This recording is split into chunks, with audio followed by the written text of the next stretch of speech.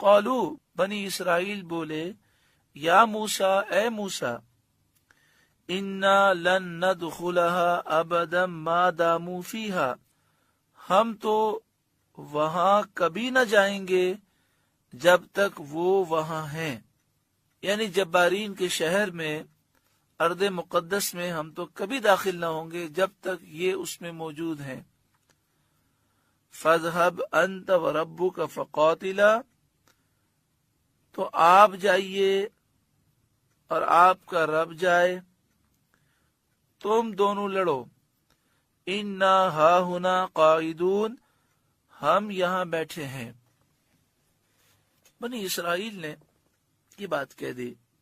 کہ آپ جائیں اپنے رب کو لے جائیں اور آپ کا رب دونوں مل کے لڑو، ہم تو یہیں بیٹھے ہیں، جب یہ قوم بھاگ جائے گی تو پھر ہم ارض مقدس میں داخل ہوں گے۔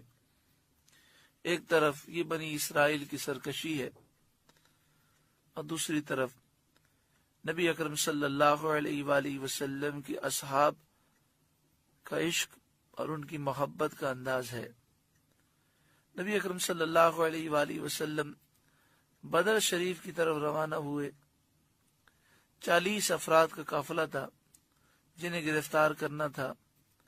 جو شام سے مکے کی طرف آ رہا تھا، لیکن وہ قافلہ ہاتھ سے نکل گیا اور اس قافلے نے یہ اطلاع دے دی مکے میں کہ مسلمان ہمیں گرفتار کرنے کے لیے آ رہے ہیں، تو 1000 کا لشکر مسلمانوں سے مقابلے کے لیے آ گیا۔ اب نبی اکرم صلی اللہ علیہ وآلہ وسلم نے صحابہ اکرام سے فرمایا ہم 40 افراد کے مقابلے کے لیے چلے، وہ تو ہاتھ میں نہ آیا، لیکن اب سامنے سے 1000 کا لشکر ہے، اس سے مقابلہ کرنا ہے، تمہاری رائے کیا ہے؟ 8 تلواریں، 6 زرہ، 2 گھوڑے، 313 تعداد ہے۔ تعداد کے لحاظ سے دیکھا جائے تو 1000 کا لشکر 313 3 گنا کا فرق ہے، لیکن اسلحے کے لحاظ سے دیکھیں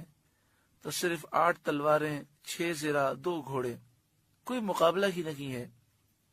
لیکن جب پیارے آقا صلی اللہ علیہ وآلہ وسلم نے فرمایا تو صحابہ کرام نے اپنی محبتوں کا ذکر کیا۔ جب آپ نے انصار کی طرف دیکھا تو حضرت سعد بن معاذ کھڑے ہوئے جو انصار کے قبیلے اوس کے سردار تھے۔ عمر مبارک آپ کی کوئی زیادہ نہیں تھی، آپ جوان تھے، تقریباً 30 سال آپ کی عمر مبارک تھی،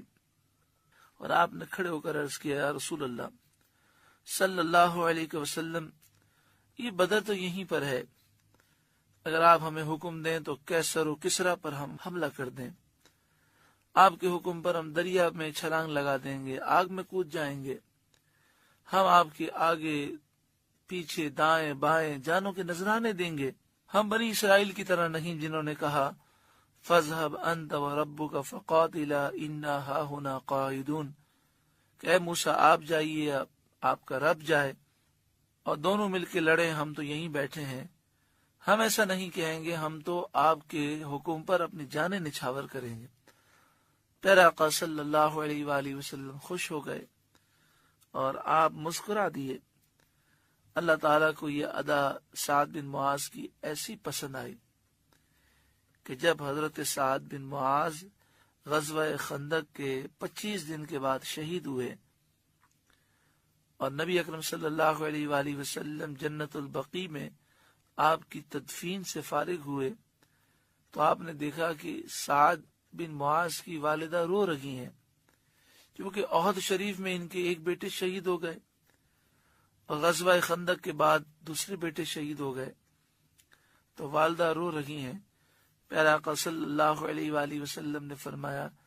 اے سعد کی ماں تو نہ رو، جب سے کائنات بنی یہ سعد پہلا شخص ہے کہ جب یہ اللہ کے دربار میں پہنچا تو اللہ اسے دیکھ کر مسکرا رہا تھا اور یہ اللہ کو دیکھ کر مسکرا رہا تھا۔ اللہ تعالیٰ جسم سے پاک ہے، یہاں کیا معنی ہے وہ رسول اللہ صلی اللہ علیہ وآلہ وسلم ہی بہتر جانتے ہیں۔ اس میں حضرت سعد بن معاذ کی فضیلت کا ذکر ہے کہ اللہ نے خاص انعام و اکرام کی بارشیں فرمائیں۔ ان کے جذبے سے اللہ تعالی ہمیں بھی حصہ عطا فرمائے۔